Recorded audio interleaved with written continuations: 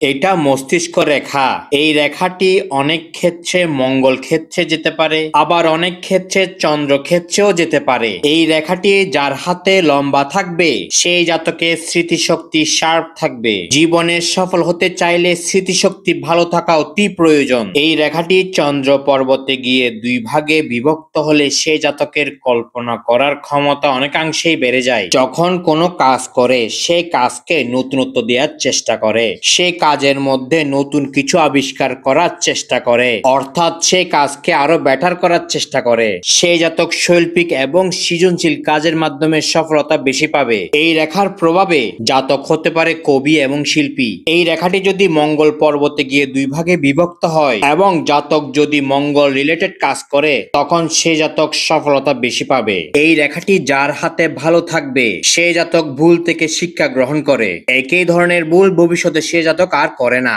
এর ফলে সেই জাতকের সাকসেস রেট বেড়ে যায়।